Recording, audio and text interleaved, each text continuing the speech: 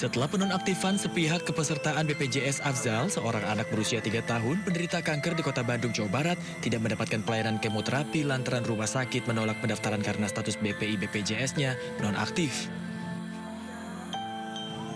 Hingga kini, Afzal merupakan warga Garut ini berada di rumah singgah Yayasan Rumah Kanker Ambu dan belum menjalani pengobatan Wilms tumor atau kanker ginjal karena baru menyelesaikan pendaftaran BPJS kelas 3.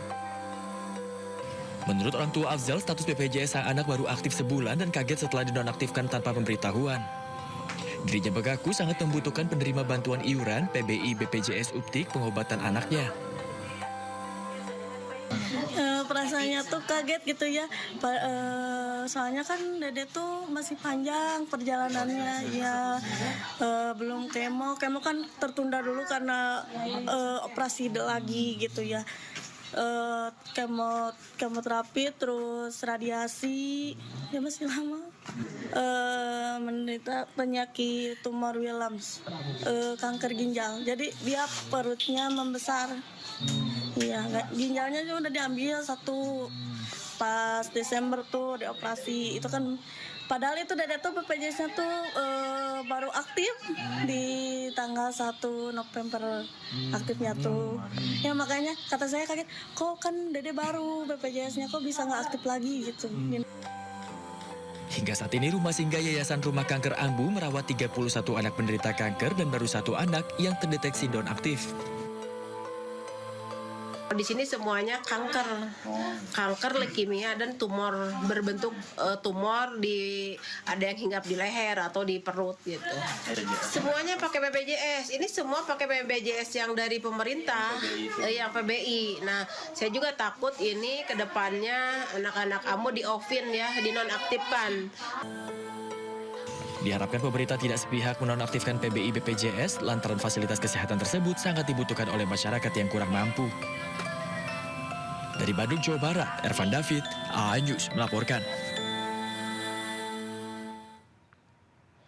Terkait kisruh penonaktifan kepesertaan BPJS Kesehatan, DPR dan pemerintah sepakat layanan penerima bantuan iuran dibayar dalam 3 bulan. DPR dan pemerintah juga sepakat BPJS Kesehatan aktif melakukan sosialisasi apabila terjadi penonaktifan kepesertaan penerima bantuan iuran.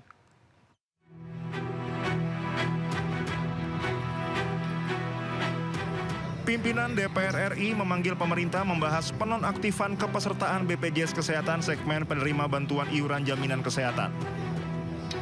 Rapat ini dihadiri Menteri Sosial Saifullah Yusuf, Menteri Kesehatan Budi Gunadi Sadikin, Menteri Keuangan Purbaya Yudi Sadewa, dan Direktur Utama BPJS Kesehatan Ali Gufron Mukti. Wakil Ketua DPR RI Sufmi Dasko Ahmad mengatakan, Dewan Perwakilan Rakyat RI bersama pemerintah menyepakati dalam jangka 3 bulan ke depan semua layanan kesehatan tetap dilayani dan jaminan kesehatan nasional segmen penerima bantuan iuran dibayarkan pemerintah. Dasko juga mengatakan DPR dan pemerintah sepakat dalam waktu 3 bulan ke depan Kementerian Sosial, pemerintah daerah, dan BPJS Kesehatan melakukan pengecekan dan pemutakhiran kategori desil dengan data pembanding terbaru.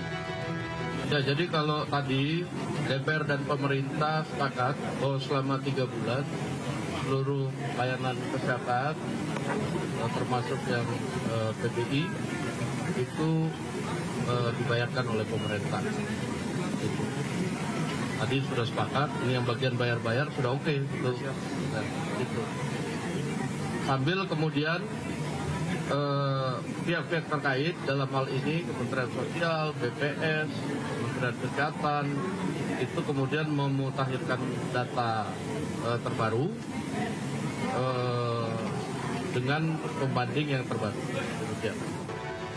DPR dan pemerintah juga sepakat agar BPJS Kesehatan aktif melakukan sosialisasi dan memberikan notifikasi ke masyarakat apabila terjadi penonaktifan kepesertaan PBI dan pekerja bukan penerima upah dari pemerintah daerah.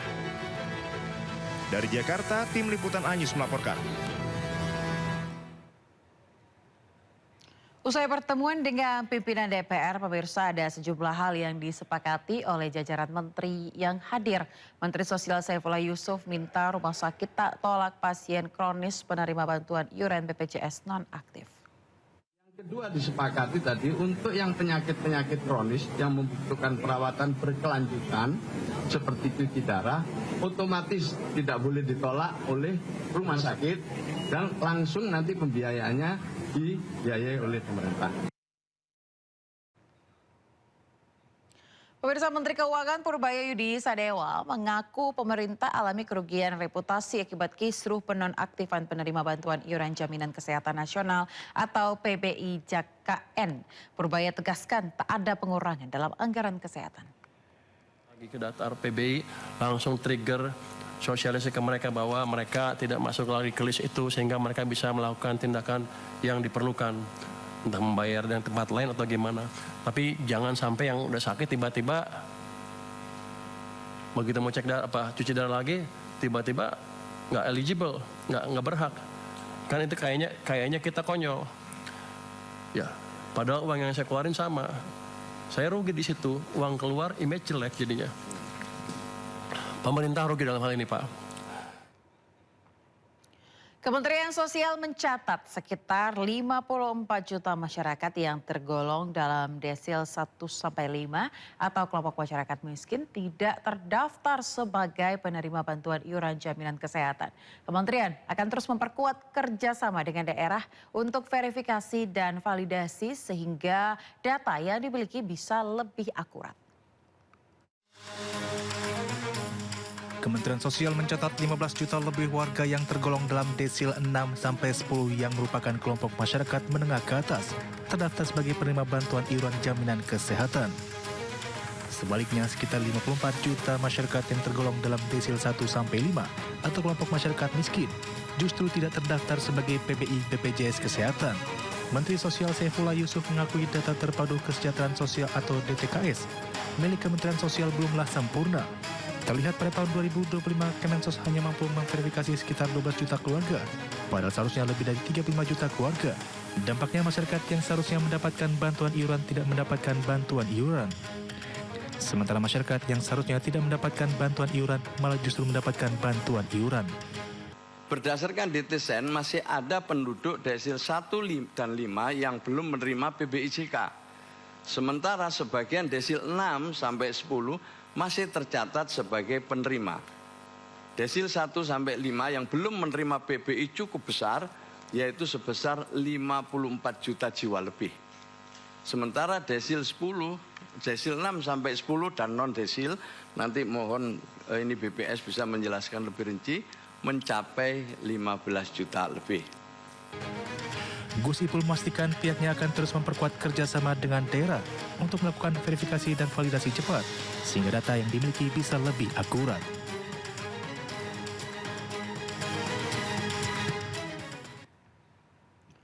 Pemirsa, carut-marut pendataan dan buruknya sosialisasi ditunjuk jadi biang kerok kisruhnya penonaktifan data pasien penerima bantuan iuran BPJS Kesehatan. Dampaknya pasien kronis terabaikan, rumah sakit pun tak mau tanggung beban. Dan berikut perbincangan Yudi Handoyo dengan Koordinator Advokasi BPJS Watch Timbul Siregar.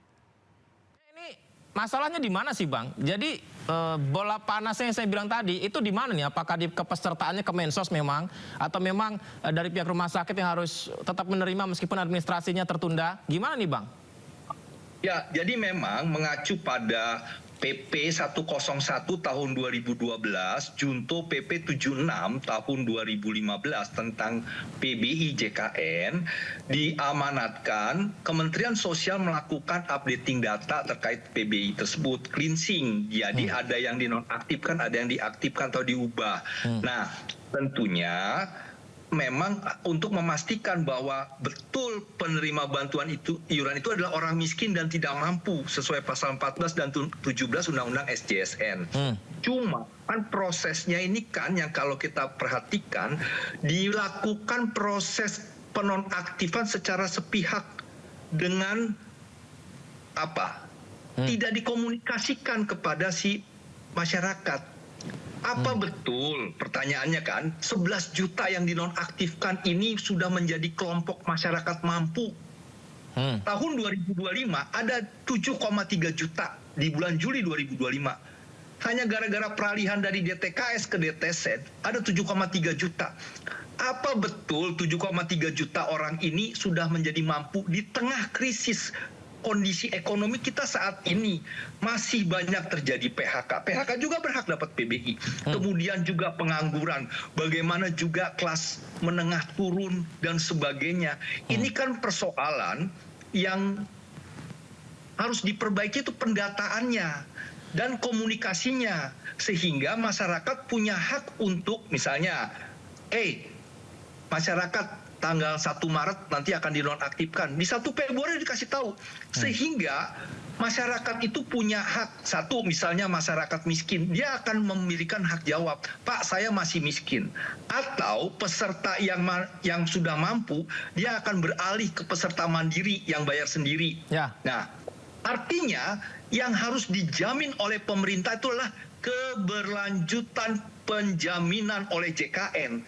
Kalau ini kan diputus secara sepihak sehingga discontinue, sehingga tidak berkelanjutan, yang akhirnya masyarakat yang membutuhkan layanan kesehatan seperti cuci darah yang secara reguler, dia kecewa. Kenapa nggak dijamin? Karena kalau nggak dijamin rumah sakit itu, kalau nonaktif, rumah sakit itu tidak melayani. Karena yang dilayani oleh rumah sakit yang bekerja sama dengan BPJS Kesehatan adalah peserta dengan status aktif yang dibayar oleh si BPJS nanti biaya klaimnya. Kalau sekarang tidak aktif, Menteri Sosial berbicara harus tidak boleh menolak. Bagaimana menjamin bahwa rumah sakit itu akan melayani dengan jaminan JKN kalau dia nonaktif? Nah, ini kan persoalan yang hari ini menurut saya maju ya, dan kami berterima kasih ke DPR juga bisa menekan.